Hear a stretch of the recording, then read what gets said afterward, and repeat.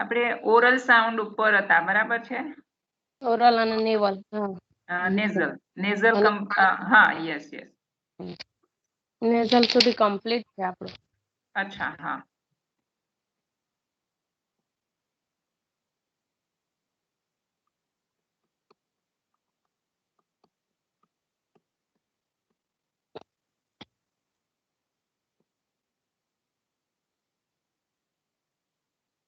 લગભગ આ ડાયાગ્રામ આપણે લાસ્ટમાં જોયો હતો, બરાબર છે?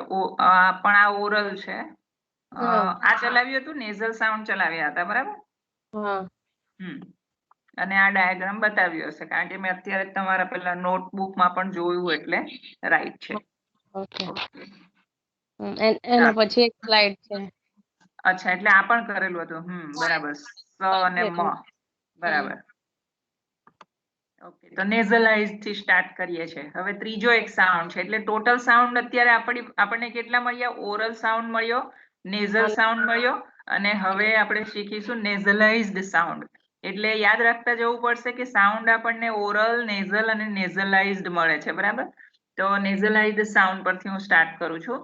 There are certain sounds during the articulation of which the soft palate is lowered. કેટલાક એવા સાઉન્ડ્સ છે કે જેનું આર્ટિક્યુલેશન એટલે કે ઉચ્ચારણ કરતી વખતે સોફ્ટ પેલેટ એ નીચું આવે છે. thus opening the nasal passage of air. આવી રીતે નેઝલ પેસેજ જે છે તે એરનો ખુલી જાય છે. but the oral passage of air is not blocked and thus both the oral and the nasal passages are open. પેલો જે ઓરલ પેસેજ જે છે, માર્ગ જે છે એરનો, તે કમ્પ્લીટલી બ્લોક નથી થતો, અડધો ખુલ્લો રહે છે. આમ તો સોફ્ટ પેલેટના નીચે આવવાથી ઓરલ પેસેજ પણ બંધ થવો જોઈએ, પણ કેટલીક વખત એવું નથી બનતું, તે પણ ખુલ્લું રહે છે અને નેઝલ પણ ખુલ્લું રહે છે. એટલે કે ઓરલ અને નેઝલ બંને અડધા ખુલ્લા રહે છે, બરાબર? The air from the lungs will then escape simultaneously through the nose and the mouth. તો પછી એર શું કરશે? ધીમે ધીમે બંને બાજુએથી થોડી જશે. નાકમાંથી પણ તે પસાર થઈ શકે છે અને માઉથમાંથી પણ તે પસાર થઈ શકે છે. તો such sounds are called nasalized sounds. એટલે it is very easy કે એવા સાઉન્ડ્સ ને નેઝલાઇઝ સાઉન્ડ્સ કહે છે કે જ્યારે એર બંને માર્ગો તરફથી પસાર થઈ શકે છે અને આઉટર એટમોસ્ફિયરમાં તે ભળી શકે છે. તો એવા સાઉન્ડ્સ ને નેઝલાઇઝ સાઉન્ડ્સ કહેવાશે. તો એના માટેનો જે ડાયાગ્રામ છે તે આ રીતનો રહેશે કે સોફ્ટ પેલેટ પર જ નજર રાખવાની કે પાછળ જે સોફ્ટ પેલેટ છે એ લોઅર તો થયું છે, ટૂંકમાં એ ફેરિંગ્સની વોલને નથી ટચ કરી ગયેલું અને નેઝલ પેસેજને ખુલ્લો રાખેલો છે, અને નીચું થયું પણ એટલું બધું નહીં, અને આગળથી લિપ્સ પણ ખુલ્લા છે. કેટલાક અવાજ જ એવા હોય છે કે આ રીતની પોઝિશન કરવી જ પડે છે. અવાજનું ઉચ્ચારણ જ અમુક એવા અંગો પાસેથી થાય છે કે આ રીતે જ કરવું પડે. તો એવા કેટલાક સાઉન્ડ્સને નેઝલાઇઝ્ડ સાઉન્ડ્સ કહેવામાં આવે છે. હું નીચેનું જરાક વાંચી જાઉં છું. Production of nasalized sounds. The soft palate is lowered, thus opening the nasal passage of air. There is no blockage of the oral passage of air. The air escapes simultaneously through the nose and the mouth, indicated by arrows. Arrow બતાવેલા છે આપણને. There is neither valley closure nor any oral closure. તો આમાં વેલી closure પણ નથી અને oral closure પણ નથી. આપણે જરાક યાદ કરી લઈએ. હું પૂછી લઉં ક્વેશ્ચન. વેલિક ક્લોઝર ક્યારે કહેવાય? વેલિક શબ્દ કોના પરથી પડેલો છે? Soft palette. હા, એને બીજા શબ્દોમાં શું કહેવાય છે? વિલમ.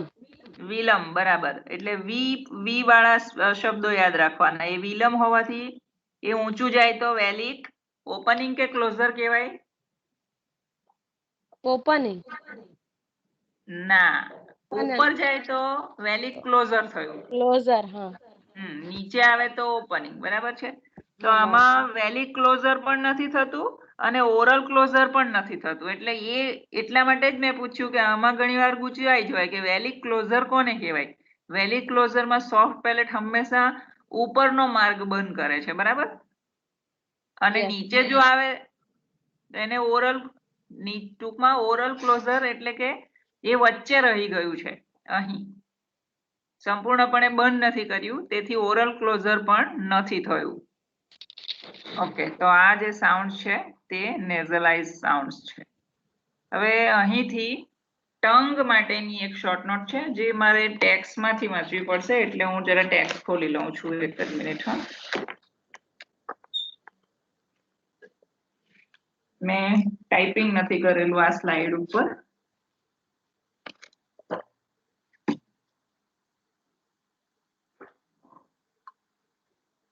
ઓકે, હવે આપણે ટંગ ઉપર થોડુંક જાણી લેવાનું છે. The tongue is a very important organ of speech. એ બોલવા માટે પણ વપરાય છે અને કોઈ પણ ખોરાકનો ટેસ્ટ જાણવા માટે પણ વપરાય છે. It can take up a very large number of different positions during the production of various sounds. આ જે જીભ છે તે એકચ્યુઅલી બહુ જ જુદી જુદી પોઝિશન લે છે જુદા જુદા અવાજો કાઢવા માટે, અને એ પોઝિશન ટોટલ નંબરમાં આપણે જો ગણવા જઈએ ને તો તેના ટોટલ કુલ 8 જેટલી સિચ્યુએશન્સ બતાવેલી છે. પાછળથી જાણવા મળશે કે જીભ પણ કેટલીક પોઝિશન લે છે અને એ પોઝિશનને ગણી પણ બતાવેલી છે. તો તે આપણે શીખવું પડશે પાછળના ચેપ્ટરમાં. પણ અહીંયા જાણી લેવાનું કે જ્યારે તમને ધ ટંગ નામની શોર્ટ નોટ પૂછાય તો પહેલા તો એની સ્પેલિંગ બરાબર જોઈ લેવાની છે, TONGUE. બાકી સ્ટુડન્ટ્સને મારે ઘણી વખત કહેવું પડે છે કે એ લોકો ટંગ ની સ્પેલિંગ ખોટી લખે છે, બરાબર. તો ટંગની સ્પેલિંગ બરાબર ધ્યાન રાખવાની અને એના વિશે જાણી લઈએ કે બહુ ઇમ્પોર્ટન્ટ ઓર્ગન્સ ઓફ સ્પીચ છે. It can take up a very large number of different positions. એ જુદી જુદી પોઝિશન્સ લે છે બોલતી વખતે during the production of various sounds. For the sake of convenience, ફક્ત ખાતરી કરી લેવા ખાતર, we divide the tongue into the tip, the blade, the front, the back and the roof of the tongue. આ રીતે જો જોવા જઈએ ને તો કુલ 5 ભાગ થાય કે tip, the blade, the front એટલે 3 થયા, the back અને the root. એ રીતે 5 ભાગ થાય છે, બરાબર. આપણે ગઈકાલ સુધી the blades ને જ આપણે સીધું બોલી દેતા હતા. The extreme edge of the tongue is called the tip. જે વેધક ભાગ છે જીભનો, જ્યાં પોઈન્ટ વિસ્તાર આવેલો છે તેને ટીપ ઓફ ધ ટંગ કહેવાય છે. Immediately after the tip is the blade. Tip પછી તરત જ આંગળીને જો જીભની ઉપરથી જરાક લઈ લઈએ તો તે છે blade. And it is the part of the tongue that lies opposite the teeth ridge.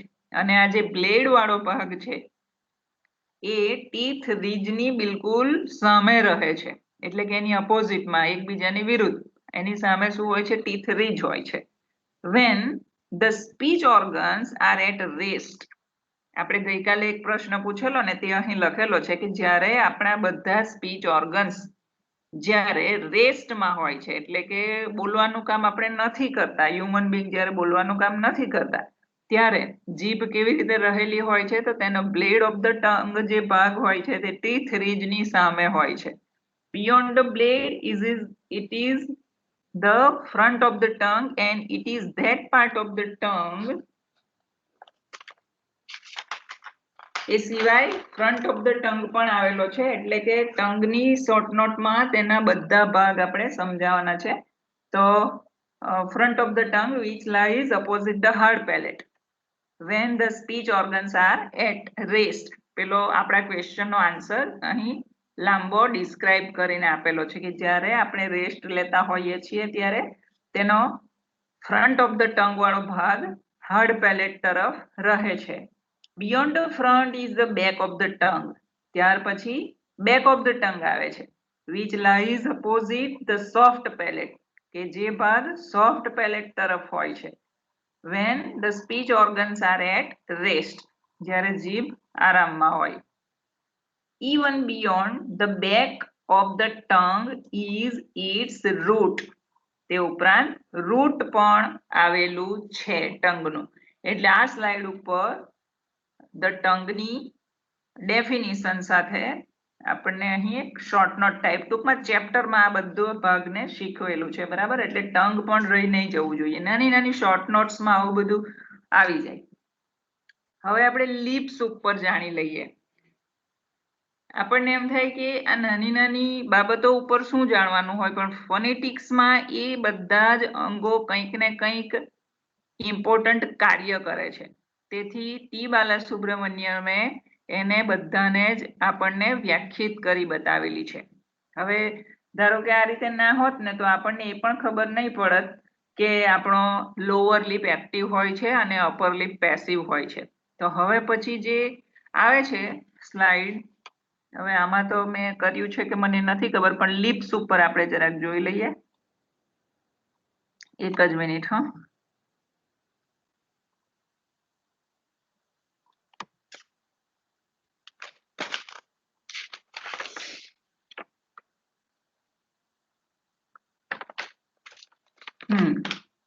Okay, lips ઉપર જ આવે છે. આ જે બાકીનું છે એ તો આપણે જે જોઈ ગયા ને, તે મારી સ્લાઇડમાં થોડી ભૂલ છે, તે રિપીટ થાય છે, એટલે હું પહેલા તેને જોઈ લઉં કે મેં અહીં લિપ્સ ઉપર લખ્યું છે કે નહીં.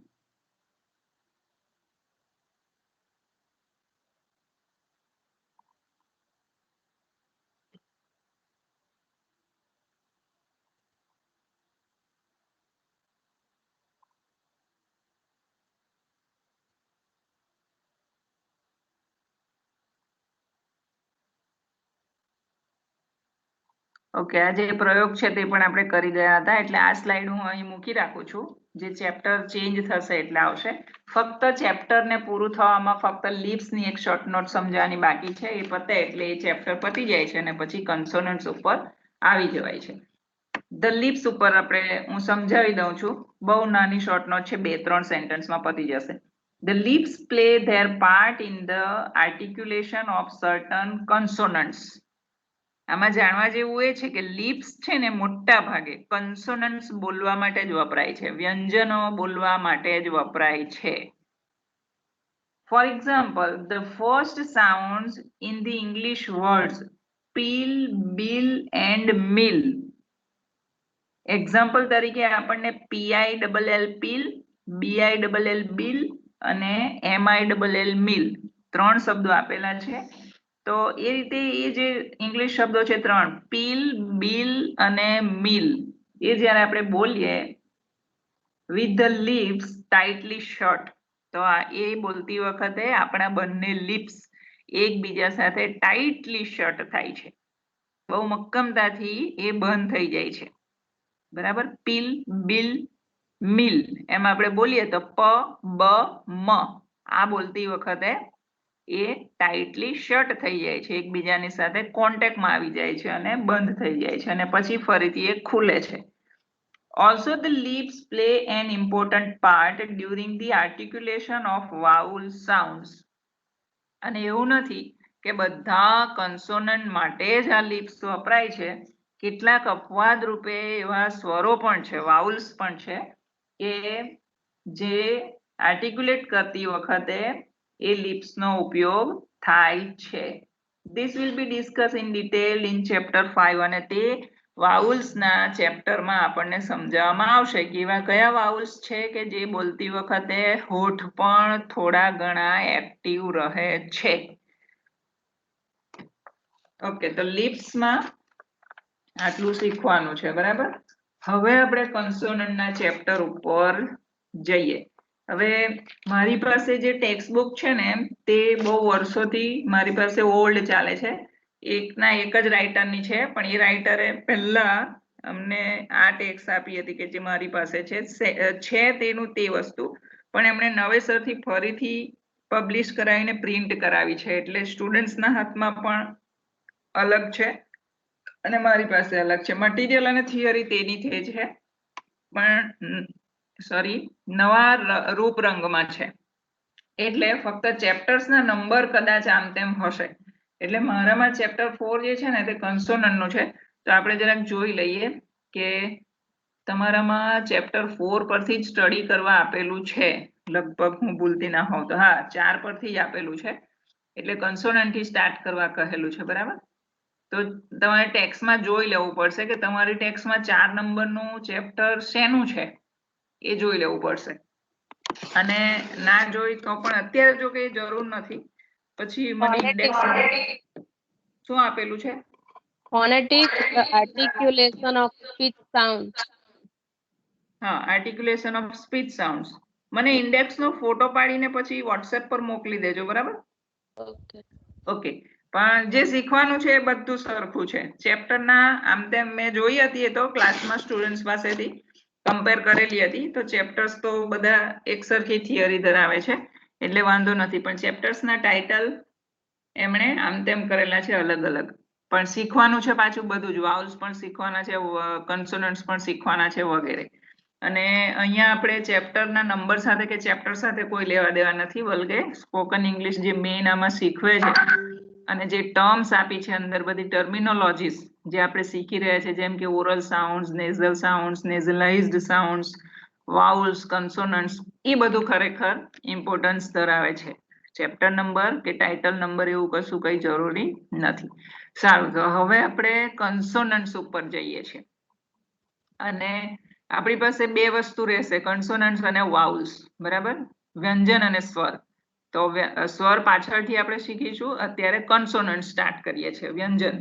હવે ગુજરાતી વ્યંજનની ગણતરીઓ આપણે નથી કરવાની, આપણે યાદ રાખવાનું કે આપણી પાસે ટોટલ 24 કન્સોનન્ટ્સ છે ઇંગ્લિશની અંદર. તો એ બધું અહીંયા આવશે. Okay, I start. Speech sounds are very broadly divided into two categories. કોઈ પણ સ્પીચ હોય આપણી ઇંગ્લિશમાં, તેનો જે અવાજ છે એ બહુ વિશાળ રીતે બે વિભાગોમાં વહેંચવામાં આવે છે, નેમલી વાઉલ્સ એન્ડ કોન્સોનન્ટ્સ. બરાબર? સ્વર અને વ્યંજન, આ બે વિભાગોમાં વહેંચવામાં આવે છે. ઇફ વી સે ધી ઇંગ્લિશ વર્ડ શૂ, આપણે જો અંગ્રેજી શબ્દ SHOE શૂ એટલે જે આપણું બૂટ હોય છે તે, એનો જો ઉચ્ચાર કરીએ તો we realize that this word is made up of two sounds. તો આપણે એમ સમજી શકીએ કે આ જે શબ્દ છે શું, એ બે અવાજનો બનેલો છે. હવે ધ્યાન આપજો જરા. શું શબ્દમાં બે અવાજ રહેલા છે. One represented by the letters SH.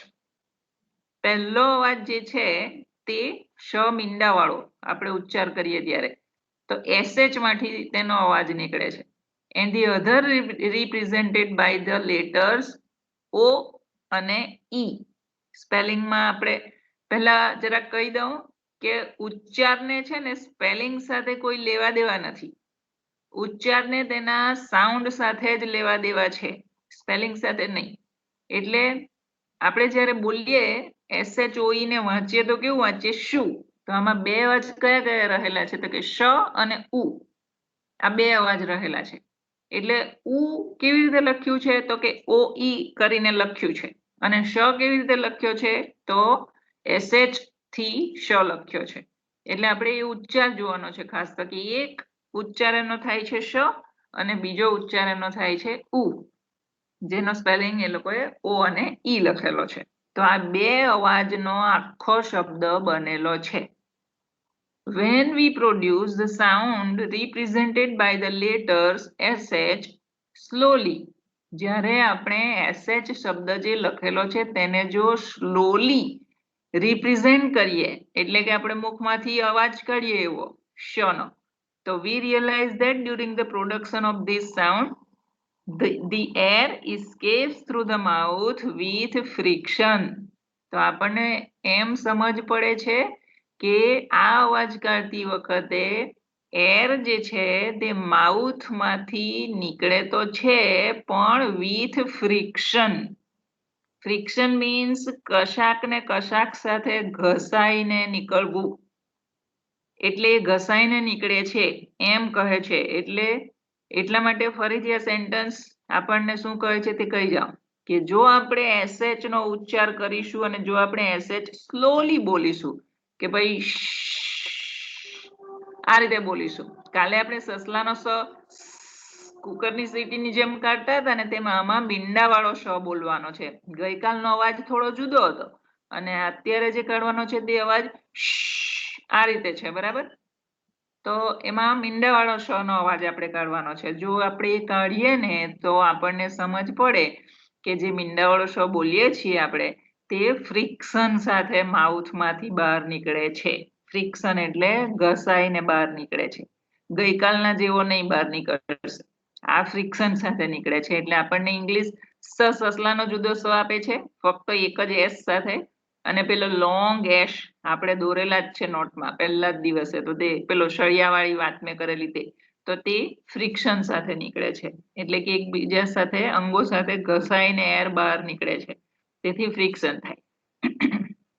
On the other hand, when we produce the sound represented by the letters O and E, અને બીજી બાજુ આપણે જો ઉ બોલવાના હોય, the air escape through the mouth freely. જે એર છે તે આપણા માઉથમાંથી ફ્રીલી બહાર નીકળશે એકદમ મુક્તપણે, કોઈ ફ્રિક્શન નથી, એને વચ્ચે કશું જ નડતું નથી. and we do not hear any friction. આપણે કોઈ ઘસરકાનો અવાજ સાંભળતા નથી. એટલે કહેવાનો મતલબ કે આમાં કન્સોનન્ટ જે છે તે ફ્રિક્શન સાથે બહાર નીકળે છે શું શબ્દમાં, અને જે વાઉલ છે શું શબ્દમાં જ ઉ તે વિધાઉટ ફ્રિક્શન બહાર નીકળે છે. એટલે એક બાબત ખાસ અહીં જાણી લેવી કે આ જે સ્લાઇડ છે એમાં કન્સોનન્ટ માટે શબ્દ આપણને આપ્યો છે શું, એ કહેવા માંગે છે કે કન્સોનન્ટ ઘસરકા સાથે અવાજ કરે છે, અને એ જ એ જ શબ્દના બીજો જે સાઉન્ડ છે વાઉલનો, એ વાઉલ એટલે કે સ્વર એ અવાજ સાથે તો નીકળે છે પણ ફ્રિક્શન નથી થતું. અવાજ તો નીકળે પણ ઘસરકો નથી સંભળાતો. એમાં આ એમાં ઇમ્પોર્ટન્ટ મેટર છે. The sound that is represented by the letters SH in the word shoe is a consonant, and the sound represented by the letters OE in the word shoe is a vowel. બરાબર, જે શ નો જે અવાજ છે તે કન્સોનન્ટ છે, અને ઓ અને ઈ મળીને જે ઉ ઉચ્ચાર થાય છે તે વાઉલ છે. પછી બ્રેકેટમાં જે લખ્યું છે તે ખાસ આપણે યાદ રાખવા જેવું કે all sounds during the production of which, એવા બધા જ અવાજ કે જેના ઉચ્ચારણ વખતે we hear friction, આપણે ફ્રિક્શન સાંભળીએ છીએ. આપણે પોતે જ બોલીએ ને ત્યારે જ આપણને સંભળાઈ જ જતું હોય છે, તો તેને કન્સોનન્ટ્સ કહેવાય છે. But not all consonants are produced with friction, પણ બધા જ કન્સોનન્ટ્સ ફ્રિક્શન સાથે ઉત્પન્ન થાય છે એવું જરૂરી નથી. This will be discussed under the types of consonant in this chapter. આ ચેપ્ટરમાં આપણે કન્સોનન્ટના પ્રકાર સાથે શીખીશું કે કેટલાક કન્સોનન્ટ અપવાદ રૂપે એવા છે કે જે બોલતી વખતે ફ્રિક્શન થતું નથી. બાકીના જનરલ ઇન્ફોર્મેશન તરીકે યાદ રાખવાનું કે બધા જ કન્સોનન્ટ્સ ફ્રિક્શન સાથે ઉત્પન્ન થાય છે. એનો અવાજ જ્યારે આવે ત્યારે ઘસરકો કરતો અવાજ આવે છે. આપણું એર જે હોય તે ઘણા અંગોને ઘસાઈને બહાર નીકળે છે કન્સોનન્ટનો અવાજ કાઢતી વખતે. If we say the words she, shoe, shy, show, ship and shout, we will realize that when we produce the sounds represented by the letters E, U, ત્યાર પછી O, સોરી એક મિનિટ, આપણે ત્યાં શી માં છે ઈ, શુ માં છે ઉ, શાઈ માં છે ય, બરાબર, વાય નો ઉચ્ચાર આપણે ય કર્યો, શાઈ, શાઈ, સોરી ય નથી કરતા, ઈ, શાઈ, ઈ. પછી OW જે લખેલું છે તેમાં ઓ કરીએ છીએ, અને શીપમાં શોર્ટ ઈ કરીએ છીએ, એન્ડ શાઉટમાં આઉ in these words. તો આ જે અંદર ઈ, ઓ ઈ, વાય, ઓ ડબલ્યુ, આઈ અને ઓયુ આ જે લખેલા છે એના ઉચ્ચારો જે છે એ વાઉલ્સ છે. The air escapes through the mouth freely. આટલા જે ઉચ્ચારો છે ને ત્યારે આપણા માઉથમાંથી એર બહુ મુક્તપણે બહાર વહી જશે. વિધાઉટ એની ફ્રિક્શન, કોઈ પણ ફ્રિક્શન કરશે નહીં, એકબીજા અંગોને ઘસાઈને નીકળશે નહીં. ક્યારે? વાઉલ્સના જે ઉચ્ચારો છે ત્યારે. એટલે આમાંથી એક બાબત બીજી એ પણ જનરલ નીકળે છે કે શબ્દ ભલે એક જ હોય, ધારો કે આમાંથી શી લઈ લઈએ, તો એક જ શબ્દ હોવા છતાં અંદર સાઉન્ડ બે છે. શું શબ્દ આપણે જાણી જ ગયા પહેલી સ્લાઇડમાં. શાય લઈ લઈએ તો તેમાં પણ બે સાઉન્ડ છે, એક છે શ અને બીજો છે આઈ. શો લઈ લઈએ તો શોમાં પણ એક છે શ અને બીજો છે ઓ. શીપ લઈ લઈએ તો શીપમાં ટોટલ પાછા 3 સાઉન્ડ છે, એક તો શ, બીજો ઈ અને ત્રીજો પ. શીપ છે ને, શીપ. એન્ડ શાઉટ, શાઉટમાં પણ 3 સાઉન્ડ છે, શ, પછી આવ અને ટ. આ બધું આપણે ધ્યાન આપવાનું છે. એટલે એક જ શબ્દ હોવા છતાં પણ અંદર બે કે બેથી વધુ સાઉન્ડ હોઈ શકે છે. તેમાંનો કોઈ કોન્સોનન્ટ સાઉન્ડ હોય તો કોઈ વાઉલ સાઉન્ડ હોય. બરાબર. આના પરથી પાછળથી તમારે CVC એવું પેટર્ન મૂકવું પડશે કે જેમ શાઉટમાં ટોટલ અવાજ 3 નીકળે છે, એ શ, આઉ અને ટ. તો એની પેટર્ન શું થાય ખબર? સી એટલે કે કન્સોનન્ટ શ અને આઉ એ જે થયું તે વાઉલ છે, એટલે એના માટે વી મૂકવાનો અને ટ એટલે એના માટે સી મૂકવાનો. તો એની પેટર્ન આવી CVC. આવું પણ બીજા ચેપ્ટરમાં તમને શીખવવામાં આવશે. બરાબર. તો એવી પેટર્ન પણ શોધવાની આવે. એટલે એટલા માટે જરૂરી છે અહીં કે આગળના ચેપ્ટરો આપણને એ શીખવે છે કે ભાઈ એ શબ્દો એક જ ભલે હોય, અંદર અવાજ ઘણા હોય છે. 2 હોય, 3 હોય, 4 હોય, બહુ બધા લેટર્સ હોય છે. અને એ જે છૂટું પડી જતું હોય છે ને કે ભાઈ શાઉટમાં 3 અવાજ મળ્યા તો તેને કહેવાય કે સિલેબલ છૂટા પાડ્યા. એક શબ્દમાં ઘણા બધા સિલેબલ્સ આવે છે અને સિલેબલ્સ પરથી એ શબ્દનું સ્ટ્રક્ચર બને છે. આ બધું આપણે ધ્યાન આપવાનું છે. બરાબર.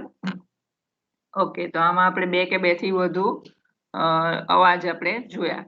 All these sounds are therefore vowels. આગળ હવે હું વાંચું છું કે જે ઈ, ઓ ઈ, વાય, ઓ ડબલ્યુ અંદર અહીં લખેલા છે, આઈ, ઓ યુ વગેરે, તો એ બધા જે શબ્દો છે તે વાઉલ્સ છે. But each one of them sounds different from the other. પણ આ બધા વાઉલ્સ હોવા છતાં પણ એકબીજાથી જુદી રીતે અવાજ કરે છે. કે પહેલામાં જે ઈ આપેલો છે શી શબ્દમાં, તો તેમાં તેનો ઉચ્ચાર શું થયો? શી થયો. લખેલું છે ભલે ઈ પણ ઉચ્ચાર થયો શી. સોરી, લખેલું આલ્ફાબેટમાં ઈ લખેલું છે, જેનો ઉચ્ચાર આમ તો એ થવો જોઈએ, એ. પણ અહીં શીમાં તેનો ઉચ્ચાર ઈ થઈ જાય છે, શોર્ટ ઈ. બરાબર. પછી શુમાં પણ ઓઈ લખેલું છે પણ ઉચ્ચાર એક જ થાય છે ઉ. તો આવી રીતે ભલે 5 કે 6 અહીં વાઉલ્સ જુદા જુદા આપેલા છે, એ બધા અલગ અલગ અવાજ કરે છે. એટલા માટે જ આપણે જોયું છે કે આપણી પાસે ટોટલ 24 કન્સોનન્ટ છે. આવી રીતે ટોટલ સાઉન્ડ 44 છે એમ આપણે બોલતા હતા. બરાબર. તો આવી રીતે ઘણા જુદા જુદા અવાજ કરે છે તેથી. ઓકે, તો different from each others. These sounds should therefore be subclassified. તો એટલા માટે જરૂરી બને છે કે આવી રીતે જો અવાજ જુદા જુદા કરતા હોય તો તેમને પછી આપણે સબ ક્લાસિફાઈડ કરવા પડે. અને આપણે તો કરી જ ગયેલા છે. આપણે બધા છૂટા પાડી દીધેલા છે કે ભાઈ 24 કન્સોનન્ટ છે આપણી પાસે, 12 અને 8 આપણી પાસે વાઉલ્સ છે 20 ટોટલ. તેમાં 12 પ્યોર વાઉલ્સ છે મોનોફ્થોન્ગ્સ અને 8 આપણી પાસે ડિફથોન્ગ્સ છે.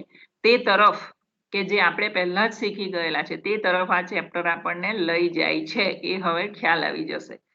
Similarly, if we say the words shoe, see, zoo and who, we will hear friction.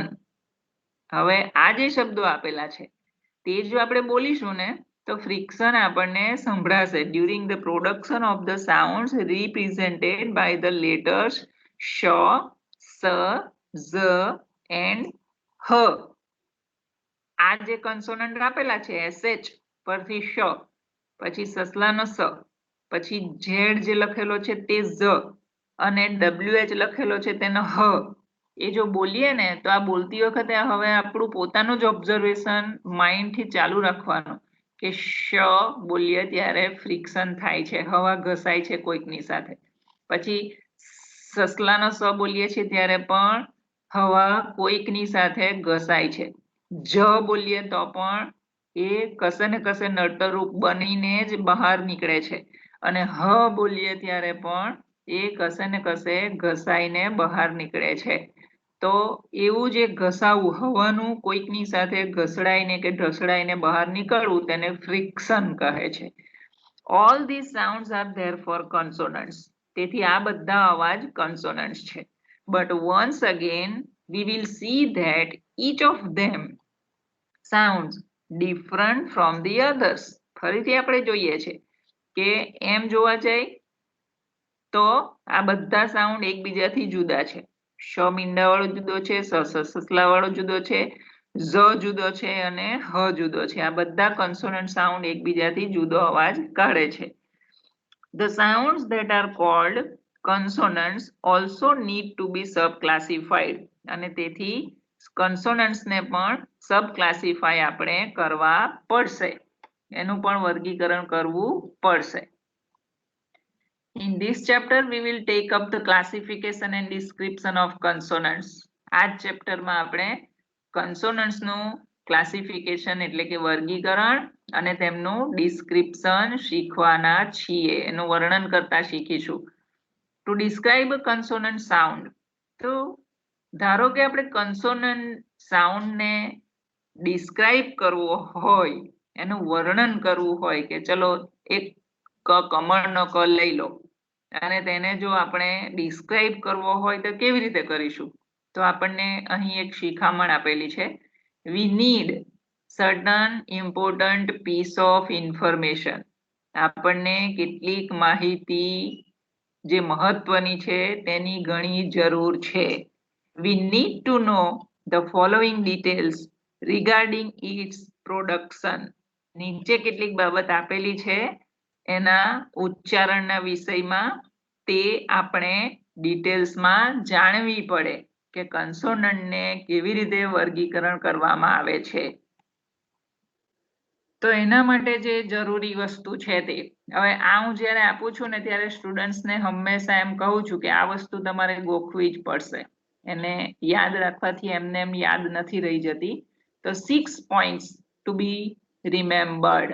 આ 6 પોઈન્ટ્સ ખાસ યાદ રાખવા પડશે કારણ કે તમને ક્વેશ્ચનમાં કન્સોનન્ટ પેપરમાં છાપી દીધેલા હોય કે ભાઈ પ બ ટ ડ ક એને ડિસ્ક્રાઇબ કરો.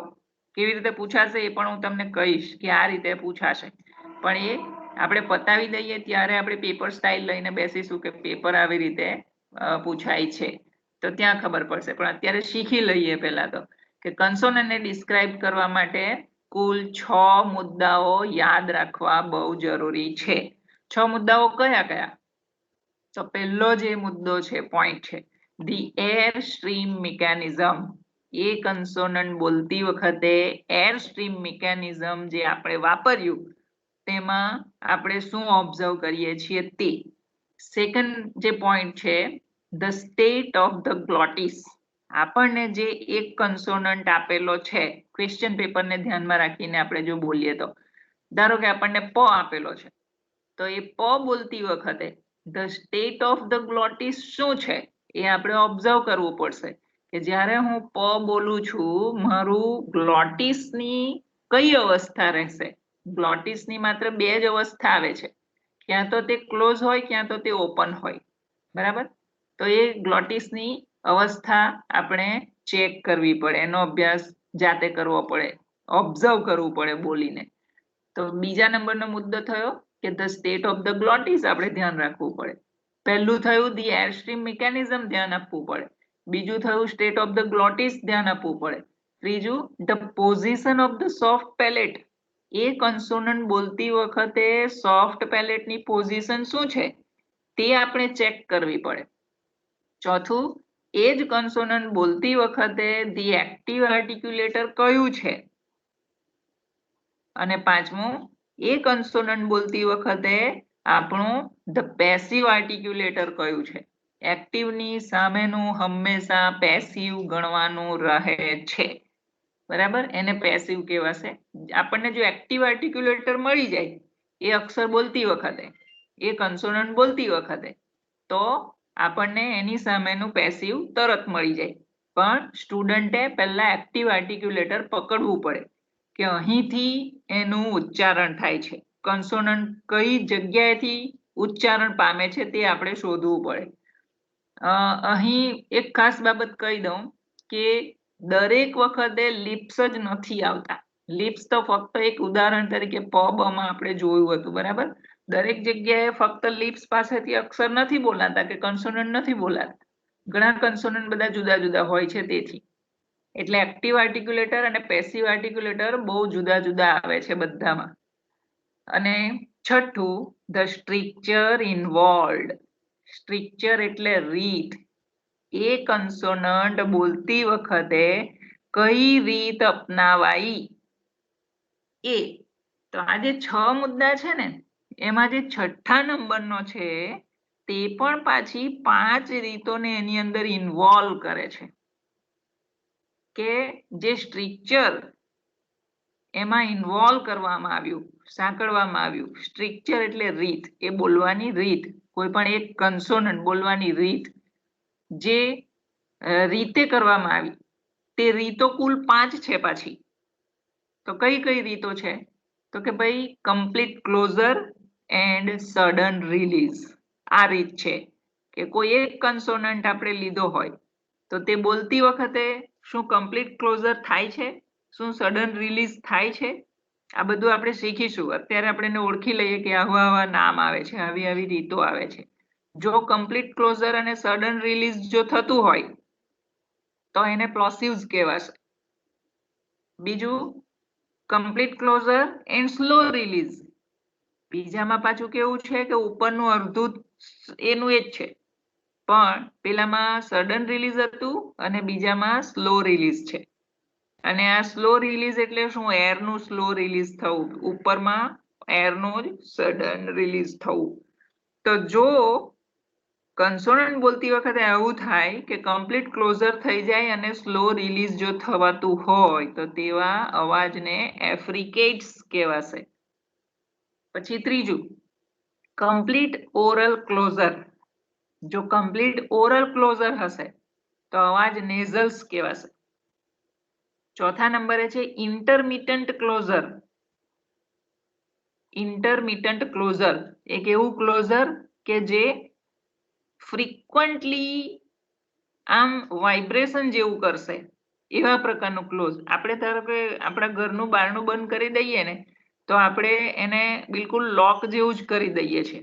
એ ખુલબંધ એવું ઝડપમાં થયા કરતું નથી. તો તેનાથી આ ઇન્ટરમિટન્ટ જુદું છે. ઇન્ટરમિટન્ટ ક્લોઝર એટલે બંધ, પણ કેવું તો કે ખુલબંધ બહુ ઝડપમાં થાય. તો આવું જ્યારે થતું હોય તો એવા અવાજને ટ્રીલ્સ અથવા રોલ્ડ અવાજ કહે છે. અને પાંચમું જે છે તે છે ટેપ્સ ઓર ફ્લેપ્સ. હવે ટેપ્સ ઓર ફ્લેપ્સમાં હું બે બાબતનું ઉદાહરણ આપીશ કે ટેપ્સ અને ફ્લેપ્સ અવાજ કોને કહેવાય. તો કે પક્ષીઓ જ્યારે જમીન પર હોય અને અવકાશમાં ઉડવાની તૈયારી હોય ને ત્યારે તે લોકો એમની પાંખ ફફડાવે છે અને પછી એ ઉપર ગતિ પકડી લેતા હોય છે. તો એ એમની જે પાંખ ફફડાવાની ક્રિયા છે ને તેને ફ્લેપ્સ કહે છે. તો એ ફ્લેપ્સને ધ્યાનમાં રાખીને કે ભાઈ એવી જ સિચ્યુએશન આપણા ગળા પાસે થાય છે, આમ ફળફળ જેવું કંઈક થતું હોય છે અમુક અવાજ કાઢતી વખતે, તો તેને ફ્લેપ્સ કહેવાય. અને ટેપ્સ માટે હું ખોખોની રમતને ઉદાહરણ તરીકે આપીશ કે આપણે જ્યારે ખોખોની રમત રમતા હોય તો પોતે જ્યારે બેસવાના હોય તો બીજાને આપણે ખો આપીએ છીએ અને પોતે બેસી જઈએ છીએ, એટલે કે ટપલી આપીએ છીએ અને બેસી જઈએ છીએ, તો તેને ટેપ્સ કહેવાય. પણ આ ટેપ્સ અને ફ્લેપ્સ બંને સરખું છે. તમે ટેપ્સ પણ લખી શકો અથવા તો ફ્લેપ્સ પણ લખી શકો, પણ આપણે શું કરવાનું, ટેપ્સ ઓર ફ્લેપ્સ એવું આખું જ લખી આવવાનું, એટલે પેપર ચેકરને એમ ના થાય કે આણે શું લખ્યું છે. ટેપ્સ ઓર ફ્લેપ્સ એવું લખી દેવાનું, બરાબર.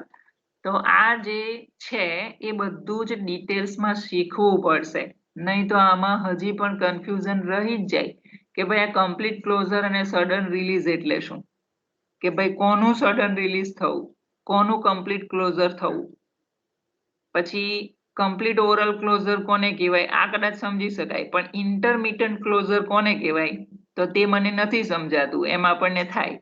તો એના માટે ડિટેલ સ્ટડીની જરૂર પડે. ટેપ્સ અને ફ્લેપ્સમાં પણ હજી સમજ પડે તેમ નથી, તો એના માટે પણ ડિટેલ સ્ટડીની જરૂર પડે. તો આ બધું જ જે છે તેના માટે એકચ્યુઅલ ડિટેલ સ્ટડી છે જ, આપેલો જ છે, એ કરવાનો રહેશે. પણ આને શું કરેલું છે કે મેં જાણી જોઈને બહાર કાઢી લીધું છે કે સ્ટુડન્ટ્સ પાસે આટલું ગોખાવી જ નાખવું પડે.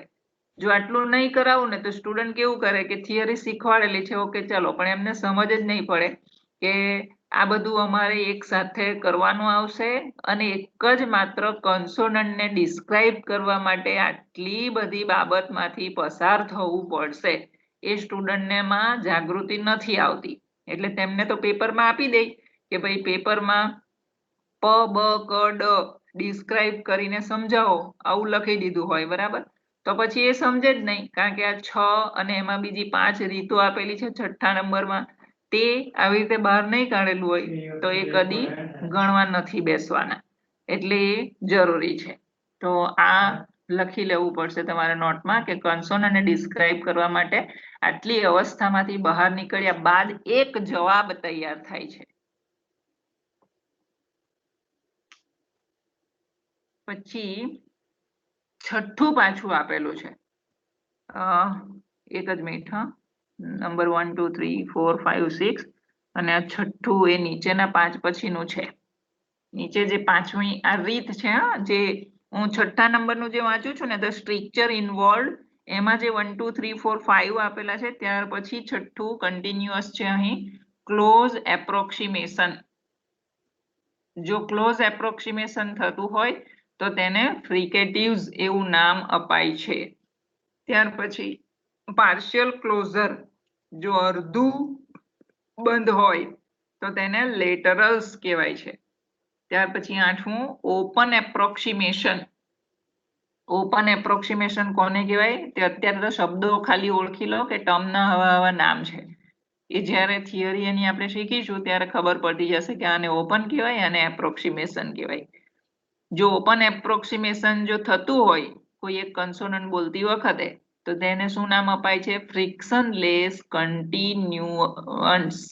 ફ્રિક્શનલેસ કન્ટિન્યુઅન્સ ઓર સેમી વાઉલ્સ પણ એને કહેવાય છે. અને ત્રીજો પણ એક શબ્દ આપેલો છે એપ્રોક્સિમન્ટ્સ પણ કહેવાય છે. જવાબમાં 3માંથી કંઈ પણ લખી શકાય. ખાસ કરીને હું સ્ટુડન્ટ્સને એમ કહું છું કે તમારે એપ્રોક્સિમન્ટ્સ લખી દેવાનું અથવા તો સેમી વાઉલ્સ લખી દેવાનું. તો આટલું કન્સોનન્ટ ડિસ્ક્રાઇબ કરવા માટે આ 2 સ્લાઇડ વાળું જે છે તે લખીને ગોખવું પડે, બરાબર, એ જરૂરી છે. તેથી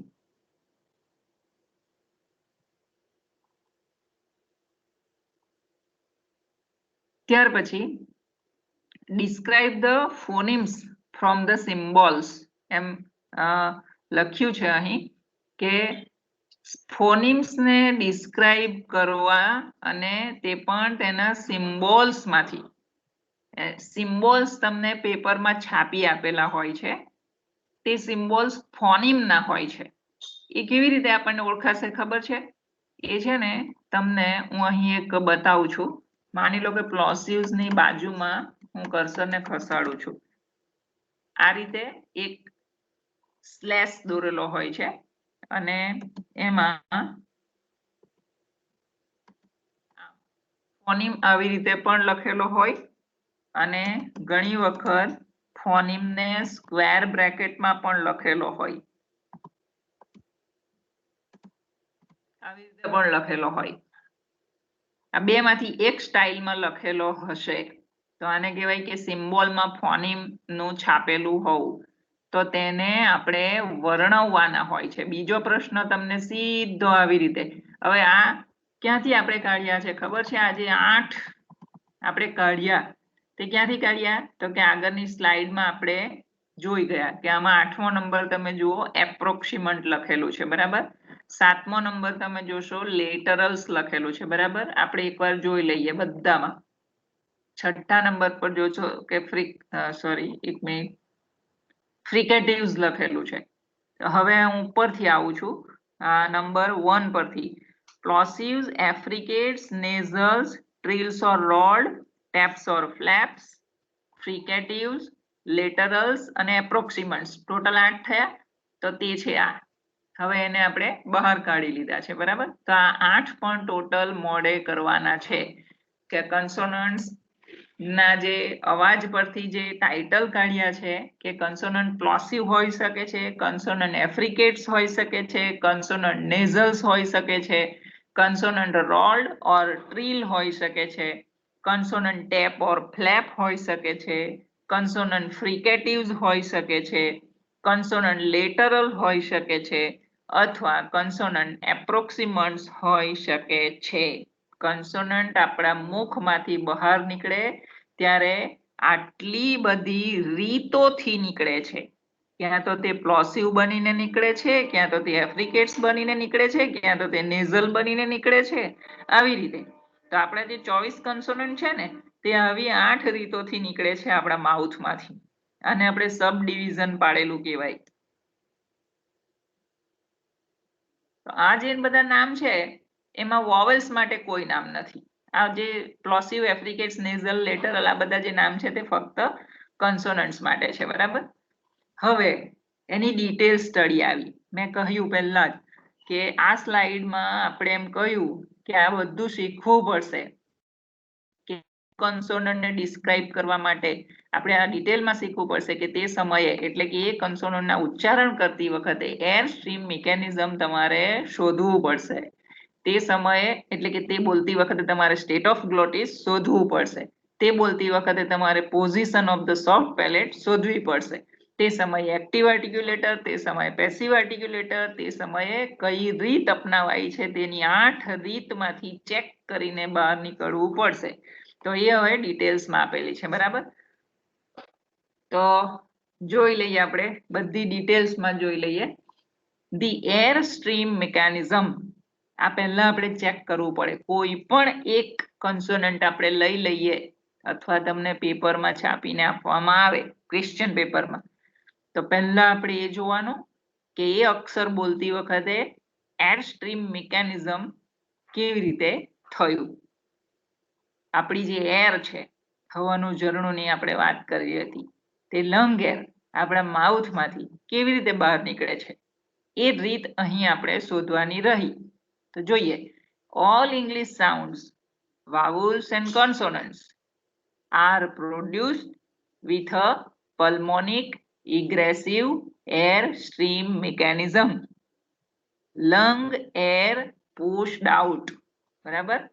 આપણે એમાં લખી દેવાનું કે ભાઈ દરેક અંગ્રેજી શબ્દો પછી તે વાઉલ્સ હોય કે કન્સોનન્ટ્સ હોય તે હંમેશા કઈ એરસ્ટ્રીમ મિકેનિઝમનો ઉપયોગ કરે છે?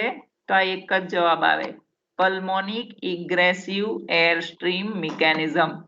હંમેશા આ જ જવાબ આવે. તો આ સેન્ટેન્સમાં લખવું પડે. જેમ અહીં લખ્યું છે, આ લખી બતાવેલું છે, સ્ટુડન્ટે આટલું લખવું પડે.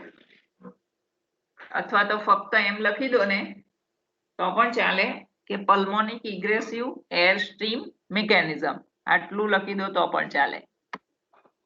અને એ તો મોડે જ થઈ જવું જોઈએ, કારણ કે બધામાં એક જ વપરાય છે. એરસ્ટ્રીમ મિકેનિઝમમાં તો એક જ વપરાય છે. સાદી ભાષામાં પાછું યાદ અપાવી જાઉં ને તો પૃથ્વી ઉપર જેટલી પણ બોલીઓ છે, અમુક અપવાદ રૂપ જ બોલી એવી છે, જેમ કે સિંધી. કેટલીક બોલી એવી છે કે જેને ગ્લોટલિક કહેવાય છે, કે જે ગળાની અંદરથી બોલાય છે, અંદર હવા ખેંચતી વખતે બોલાય છે. પણ બાકીની બધી જ લેંગ્વેજ એવી છે કે જે લંગ એરને બહાર કાઢતી વખતે જ બોલાય છે. એ હું જ્યારે આવશે ત્યારે કહીશ કે કઈ કઈ ભાષા એવી છે કે જે અવાજ કાઢે છે ત્યારે અંદર જાય છે આપણી એર. હું અહીંયા એક સામાન્ય એક્ઝામ્પલ આપું ને, ખાલી આપણને પણ એમ મન થાય કે એવી તો કઈ ભાષા હશે.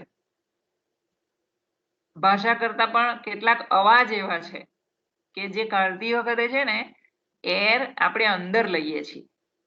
તો બહુ જ એક બધાને ખબર હોય છે પણ નહીં ખબર પડે તેવી રીતે, તો કે જ્યારે આપણે બગાસું ખાઈએ ને, વેન વી આર યોનિંગ, તો બગાસું ખાતી વખતે ઓબ્ઝર્વ કરજો, એર અંદર જાય છે અને માણસ અવાજ કરે છે કે હા હા કરીને.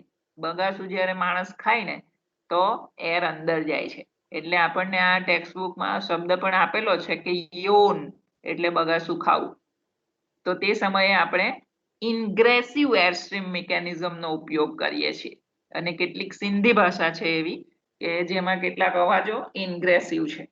તો ઇન્ગ્રેસિવ સાથે આપણને આખી ટેક્સ્ટમાં કોઈ લેવા દેવા નથી, ફક્ત ઇગ્રેસિવ સાથે જ લેવા દેવા છે. એટલે સ્ટુડન્ટે આખી લાઈન જ યાદ રાખી મૂકવાની કે કન્સોનન્ટ સાઉન્ડ ડિસ્ક્રાઇબ કરો તો એરસ્ટ્રીમ મિકેનિઝમ આટલું જ લખી દેવાનું કે ભાઈ પલ્મોનિક ઇગ્રેસિવ એરસ્ટ્રીમ મિકેનિઝમ. ભૂલમાં પણ ઇન્ગ્રેસિવ લખવાનું નથી. હવે second number, the state of the glottis.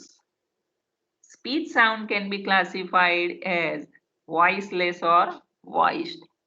જે સ્પીચ સાઉન્ડ છે તેને વોઇસલેસ અથવા તો વોઇસમાં આપણે વર્ગીકૃત કરવું પડશે.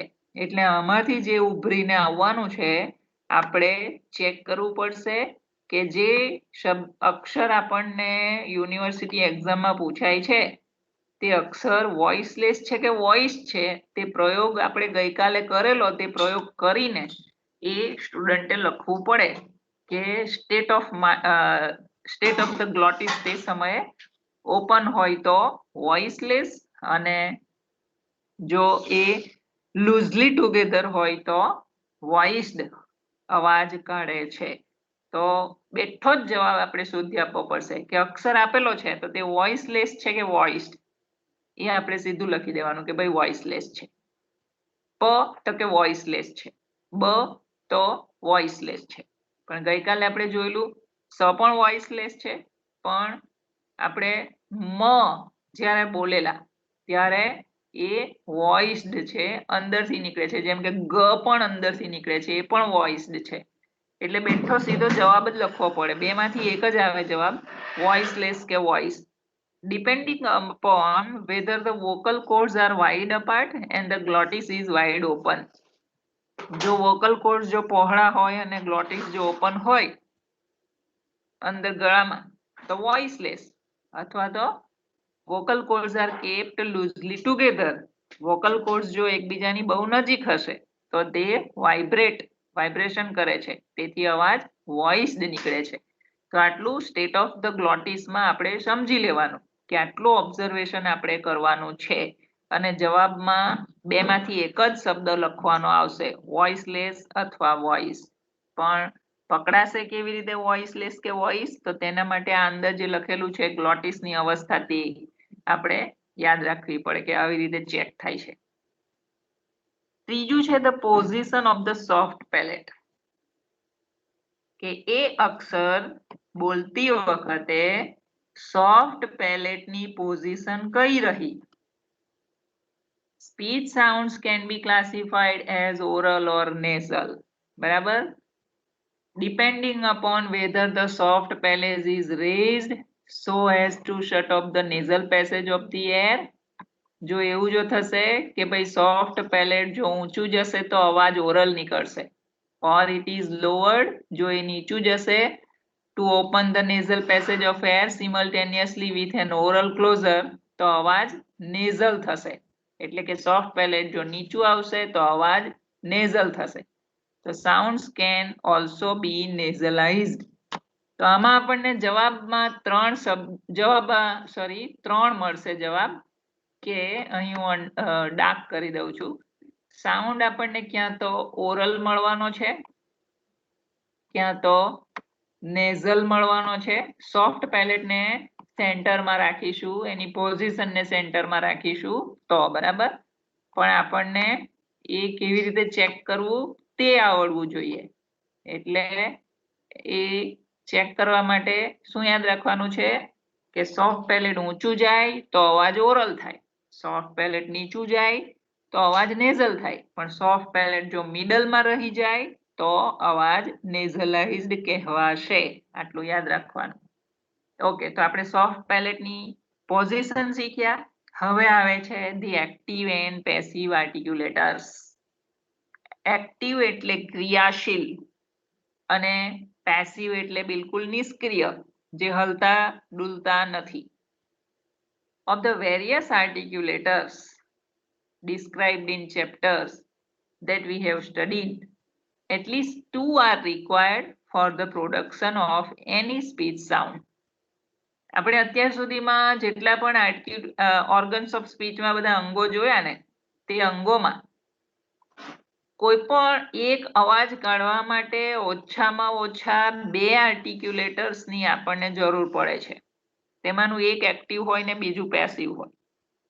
એ અહીં લખેલું છે કે at least two are required for the production of any speech sound. Some articulators move, કેટલાક આર્ટિક્યુલેટર્સ હલે છે, એક જગ્યાએથી બીજી જગ્યા બાજુ જાય છે during the production of speech sound. These are termed active articulators. જે મૂવ કરે છે ને, જે હલે છે, જે બીજા તરફ જવાની કોશિશ કરે છે, તેમને એક્ટિવ આર્ટિક્યુલેટર્સ કહે છે. સર્ટન અધર આર્ટિક્યુલેટર્સ રિમેન પેસિવ. તો કેટલાક આર્ટિક્યુલેટર્સ એવા હોય છે કે જે પેસિવ રહે છે. And the active articulators move in the direction of these. જે પેસિવ રહે છે ને, તેના તરફ જ પેલા એક્ટિવ આર્ટિક્યુલેટર્સ જવાની કોશિશ કરે છે. ફરીથી રિપીટ કરું છું કે એક્ટિવ આર્ટિક્યુલેટર્સ મૂવ કરે છે, તો કઈ દિશામાં મૂવ કરે છે? તો કે જે પેસિવ બેસી રહેલા આર્ટિક્યુલેટર્સ છે તેની દિશામાં એ મૂવ કરે છે. એટલે એક્ટિવ આર્ટિક્યુલેટર્સની સામે જ હંમેશા પેસિવ આર્ટિક્યુલેટર હોય છે. કહેવાનો મતલબ આ છે. ફોર એક્ઝામ્પલ, હું એમ કહું કે આપણો જે ટંગનો સેન્ટર ભાગ છે, જેને આપણે ફ્રન્ટ ઓફ ધ ટંગ કહીએ છીએ, બરાબર? તો તે જો એક્ટિવ આર્ટિક્યુલેટર હોય તો પેસિવ આર્ટિક્યુલેટર કોને કહેવાય?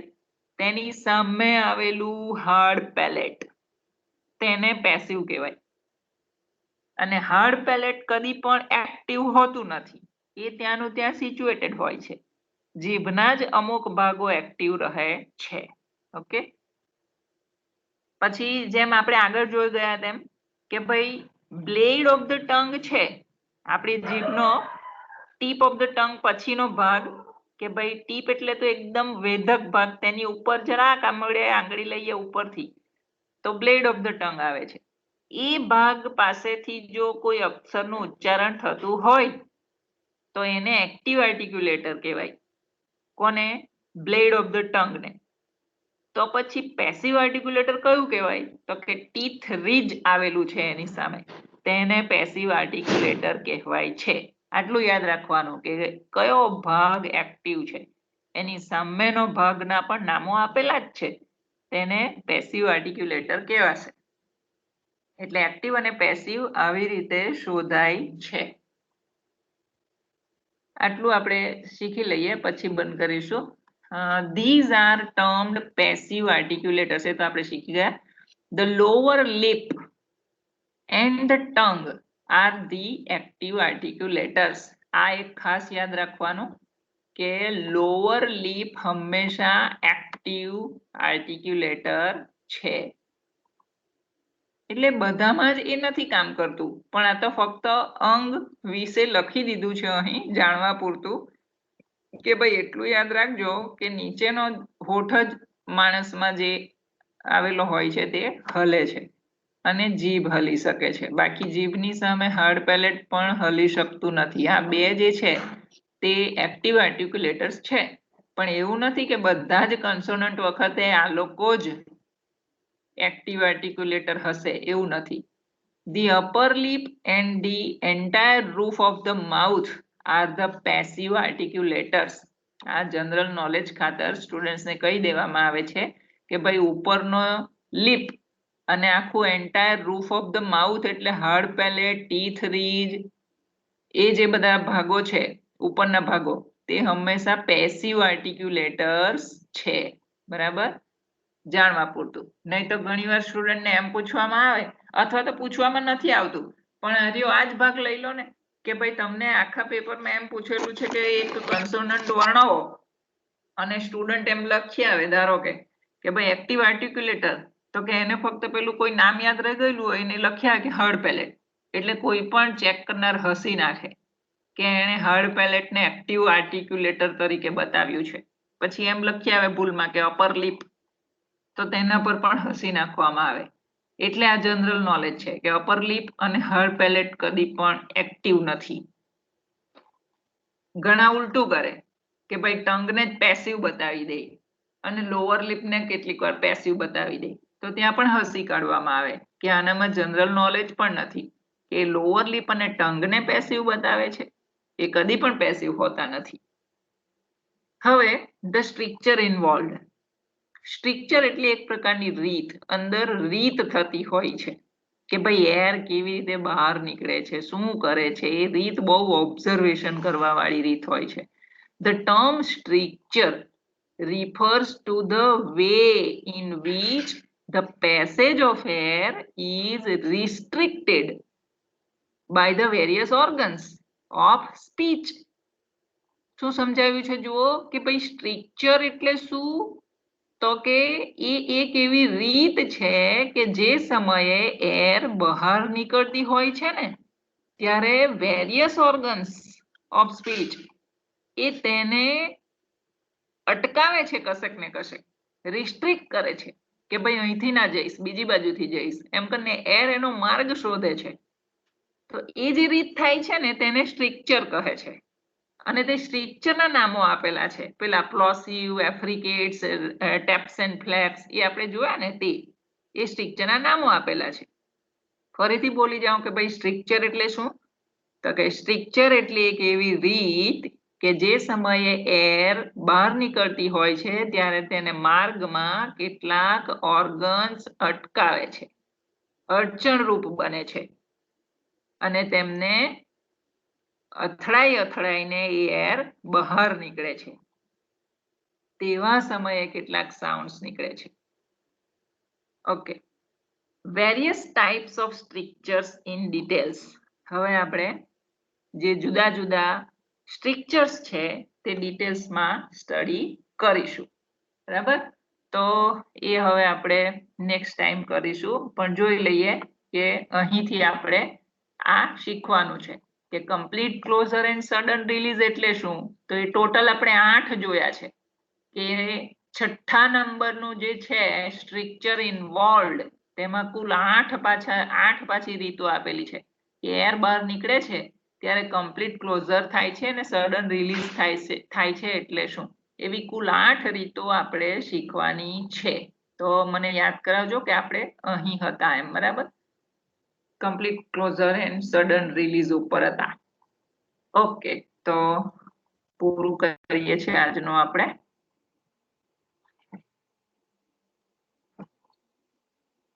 Okay.